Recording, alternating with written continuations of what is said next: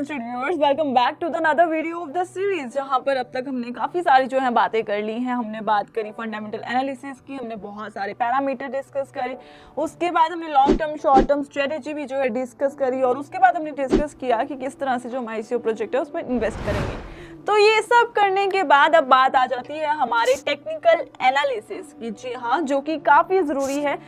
जैसे कि fundamentally analysis, जो फंडामेंटली हम एनालाइज करते हैं किसी भी एसेट को, किसी भी प्रोजेक्ट को, तो वो हमें बताता है कि हमें क्या खरीदना चाहिए, व्हाट टू बाय। बट जो हमारा टेक्निकल एनालिसिस है वो हमें बताता है कि when to buy and when to exit. तो ये जो है एक ट्रेडर और इन्वेस्टर की जो है जर्नी में काफ़ी बड़ा जो है रोल अदा करता है। ये टेक्निकल एनालिसिस एक ऐसी चीज़ है जो आपको एक प्राइस रेंज, जो कि एक माइक्रो लेवल पर आपको बताएगी कि किस प्राइस पर, किस रेट पर या जो भी प्रोजेक्ट है आपको कब खरीदना चाहिए और कब उससे एग्जिट ले लेना है। तो इसके बारे में जो है हम टेक्निकल एनालिसिस के बारे में डिस्कस करने वाले हैं। फंडामेंटली जितना इसके ऊपर काफ़ी डिबेट होती रही है कि अक्सर की फंडामेंटल एनालिसिस ज़्यादा इंपॉर्टेंट है या टेक्निकल, तो दोनों अपनी जो है भूमिका अच्छे से निभाते हैं। यानी कि अगर हम कहें ना लॉन्ग टर्म इन्वेस्टमेंट के लिए भी अगर आप देख रहे हैं ना, तो वो भी उसमें टेक्निकल एनालिसिस जो है काफ़ी ज़रूरी हो जाता है, क्योंकि अगर आप टेक्निकली एनालिसिस करके रखें, अब जैसे ट्रेडर और इन्वेस्टर के लिए तो ज़रूरी है ही है ये टेक्निकली एनालाइज करना। बाकी अगर लॉन्ग टर्म की भी बात करें तो उसमें भी ये काफ़ी जो है अहम भूमिका निभाता है। तो अगर ये इतनी ज़्यादा अहम भूमिका निभाता है तो इसी के बारे में जो है हम आज बात करने वाले हैं। हमारा जो नेक्स्ट अब टॉपिक होने वाला है, जो हम कवर करने वाले हैं इस वीडियो में, वो है टेक्निकल एनालिसिस। तो आखिर इसमें भी काफ़ी सारे जो है पॉइंट्स आ जाते हैं, तो उन पॉइंट्स को जो है हम करेंगे वन बाय वन कवर।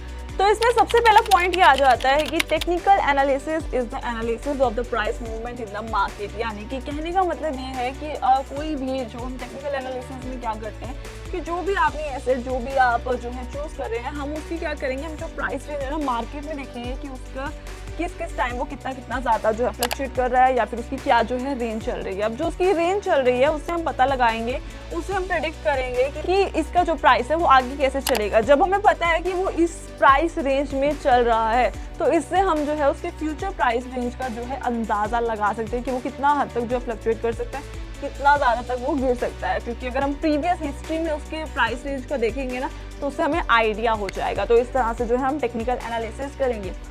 तो उसी में अगर हम सेकंड पॉइंट की बात कर ले कि there are 3 assumptions of technical analysis which are market discount, everything, price moving trends and history repeat itself. तो कहने का यहाँ पे मतलब ये है कि अगर हम सबसे पहले मार्केट डिस्काउंट के बारे में बात कर ले कि एवरीथिंग, सो कोई भी जैसे कि आप मार्केट में देखेंगे ना, कोई भी एसेट कोई अंडर वैल्यूड या ओवर वैल्यूड एक टाइम पर होएगा ही होएगा, तो आपको एक टाइम पर जो है वो काफ़ी सस्ते में भी मिल सकता है। पर जो हमारा टेक्निकल एनालिसिस है वो सिर्फ एक फैक्टर पे नहीं, बहुत सारे फैक्टर्स पर जो है मैटर करता है। इसमें जैसे कि सबसे पहले हम एग्जांपल ले लें, कोविड-19 का ले लेते हैं। जब लॉकडाउन हो गया तो बहुत सारे ऐसे एसेट्स थे, बहुत सारी स्टॉक्स थी, बहुत सारे प्रोजेक्ट्स थे जो काफ़ी जो है डाउन हो गए थे, राइट, जो अपनी इंट्रिंसिक वैल्यू से भी काफ़ी ज़्यादा नीचे जा चुके थे। अब ऐसे में क्या था, अब जो मार्केट है वो इरेशनल नहीं थी, राइट, और जो हमारा फंडामेंटल एनालिसिस है वो बिलीव करता है कि जो मार्केट है वो रेशनल है। तो ऐसे में जो है हमारा टेक्निकल एनालिसिस कंसीडर करता है कि जो मार्केट है वो बिट इरेशनल है। तो ऐसे एस्पेक्ट, ऐसे मार्केट में, ऐसे उसमें तो आपको सबसे ज़्यादा टेक्निकल एनालिसिस ही वर्क करते हैं। उसके बाद अगर हम बात करें प्राइस मूविंग ट्रेंड्स, तो इसमें देखिए एग्जांपल समझिए, जैसे कि स्टॉक में भी होता है, या फिर हम ऐसे देखें प्राइस में, देखिए प्राइस की बात करते हैं। कोई भी एसेट है, कोई भी प्रोजेक्ट है, वो मंथ के एंड में उसका प्राइस हाई हो रहा है, फिर मंथ के स्टार्टिंग के वीक की उसमें प्राइस जो है डाउन हो रहा है। इसी तरह से हम देख लें, या फिर कुछ और ले लें कि सेकंड वीक में उसका प्राइस हाई हो रहा है, थर्ड वीक में उसका डाउन हो रहा है। इस तरह से हमें जो देखना है उसका कि उसका कब प्राइस राइज हो रहा है, कौन से वीक में हो रहा है। अगर वो यही 2-3 बार दोबारा से यही रिपीट कर रहा है, तो हम इसे कह सकते हैं कि जो प्राइस है वो ट्रेंड्स में मूव कर रहा है, यानी कि ट्रेंड्स के अकॉर्डिंग जो है प्राइस की फ्लक्चुएशन हो रही है। इसी में थर्ड पॉइंट है कि history repeats itself. So yes, अगर कोई भी हम प्रोजेक्ट देख रहे हैं, अगर उसने अपनी हिस्ट्री में, हम उसकी प्राइस रेंज अगर चेक करें पास्ट की हिस्ट्री की, अगर उसने जो है उसमें एक टाइम पर बहुत हाई पीक पर जो है प्राइस टच किया है, या फिर बोल सकते हैं कि उसने एक टाइम पर प्राइस जो है काफ़ी लो पर टच किया है, तो ऐसा कंसीडर किया जाता है, और ऐसा हम कंसीडर करते हैं कि वो फ्यूचर में भी ये जो उसने एक टाइम पर बहुत हाई या फिर बहुत लो जो किया था टच, वो दोबारा ज़रूर करेगा ही करेगा, ऐसा हम कंसीडर करते हैं। उसी में अगर हम नेक्स्ट पॉइंट की बात कर लेते हैं, fundamental analysis can often prove to be a better option for predicting information flow और इवन आउटकम। तो इसमें कहने का मतलब है कि फंडामेंटल एनालिसिस मतलब कि यूजली ऑफनली जो है प्रूव हुई है एक बेटर ऑप्शन किसी भी उसके बारे में, इंफॉर्मेशन के बारे में, उसके इंफॉर्मेशन फ्लो के बारे में प्रेडिक्ट करना या फिर उसके आउटकम के बारे में। तो हाँ, ये बात सच है। पर अगर हम बात करें माइक्रो मैनेजमेंट की, कब एग्जिट लेनी है, कब एंट्री लेनी है, वो आपको टेक्निकल एनालिसिस से ही आएगी। फंडामेंटल एनालिसिस से आपको ये तो पता चल जाएगा कि वो प्रोजेक्ट कैसा है, उसके बारे में इंफॉर्मेशन मिल जाएगी, कैसी टीम है उसकी, कौन कौन काम कर रहे हैं। पर अगर हम प्राइस रेंज की बात करें कि क्या उसका चल रहा है अब तक, उसकी हिस्ट्री क्या है, पॉइंट टू पॉइंट की अगर हम बात करें तो वो आपको जो है टेक्निकल एनालिसिस से ही पता चलेगा। इसके बाद ही नेक्स्ट पॉइंट की बात कर लेते हैं। Technical analysis is a trading discipline employed to evaluate investments and identify trading opportunities in price trends and charts and all. तो हमारे इसमें जो टेक्निकल एनालिस्टिक है, यानी कि जो हमने इन्वेस्टमेंट करी है, हम तो क्या करते हैं उसमें टेक्निकल एनालिसिस के थ्रू एक पैटर्न ढूंढने की कोशिश करते हैं या फिर उसकी प्राइस रेंज से पता लगाने की कोशिश करते हैं, एक पैटर्न ढूंढते हैं जिससे जो है हम अर्निंग मेकिंग कर सकें, प्रॉफिट गेन कर सकें।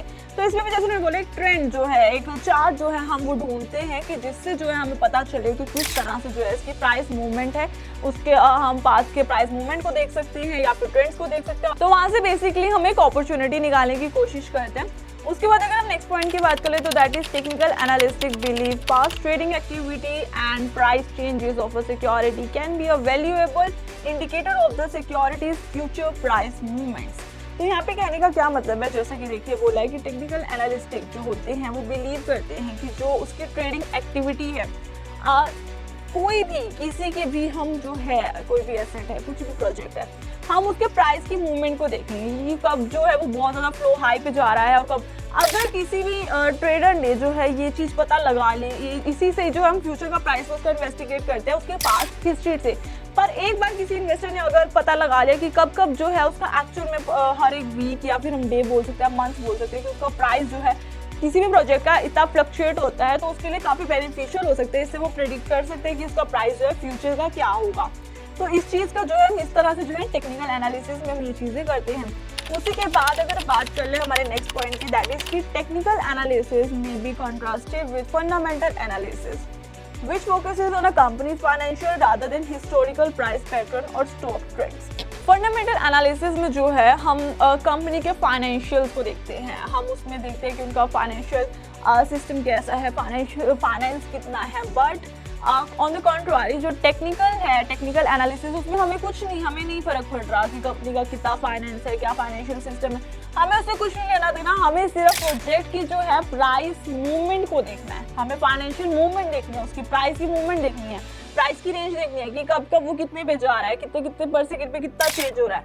हम टेक्निकल एनालिसिस में जो है ये देखते हैं। तो ये सारे पॉइंट्स है जो टेक्निकल एनालिसिस में कवर होते हैं। और जैसे कि हमने बात करी एक एक पॉइंट की, तो ये था कि किस तरह से जो है हम डिफर कर सकते हैं और क्या एक्चुअल में जो है टेक्निकल एनालिसिस होती है और as compared to the fundamental analysis में हम क्या करते हैं और टेक्निकल एनालिसिस में जो हम ये सब करते हैं। सो ये थी हमारी introduction to technical analysis. Technical analysis में हम ये इस तरह से जो है किसी भी प्रोजेक्ट को, किसी भी एसेट को टेक्निकली एनालाइज करते हैं। फंडामेंटल एनालिसिस में आप सब देख चुके हैं कि हम किस तरह से एनालाइज करते हैं, और ये था कि इस पॉइंट से इस तरह से जो है हम टेक्निकली किसी भी प्रोजेक्ट को एनालाइज करेंगे। बाकी और बहुत सारे ऐसे पॉइंट्स हैं, बहुत सारे ऐसे टॉपिक हैं जो हम कवर करेंगे और स्ट्रेटजी बाय स्ट्रेटजी, तो वो हम करेंगे हमारी नेक्स्ट वीडियो में। तो आज के लिए इतना ही। आज हमने सीखा कि टेक्निकल एनालिसिस क्या होती है, किस तरह से होती है। तो तब तक अब हम मिलते हैं हमारी नेक्स्ट वीडियो में।